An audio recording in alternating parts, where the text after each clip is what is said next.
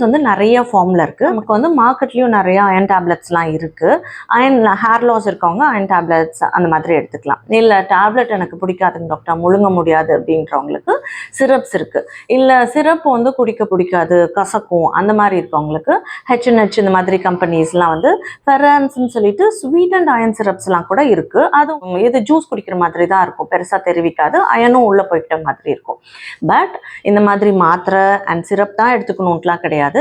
அனீமியான்னு உங்களுக்கு வந்துருச்சு, less than 11 இருக்குன்னா கண்டிப்பாக சப்ளிமெண்ட்ஸ் எடுத்துக்கணும். பட் அனீமியா ப்ரிவென்ஷனுக்கு நீங்கள் இந்த மாதிரி சப்ளிமெண்ட்ஸ் எடுக்கணும்னு அவசியம் இல்லை. அயன் ரிச் ஃபுட்ஸ் வந்து எடுத்துக்கிட்டால் போதும்.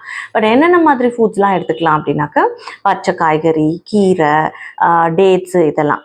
பட் இதெல்லாம் எப்பயுமே அயனுக்கு எல்லாரும் சொல்கிற டயட்டு தான். இதெல்லாம் போரிங் டாக்டர், இது எனக்கு பிடிக்கல, வேறு ஏதாவது டிஃப்ரெண்ட்டாக சொல்லுங்கள் அப்படின்னா, எஸ், அதுக்கான டயட்ஸும் இருக்குது. நீங்கள் வந்து அயன் சொல்லிவிட்டு எனக்கு கமெண்ட் பண்ணுங்கள். லிஸ்ட் ஆஃப் ஃபுட்ஸ் என்ன அப்படின்றது நான் உங்களுக்கு கமெண்ட் பண்ணி பின் பண்ணி வைக்கிறேன். Take care.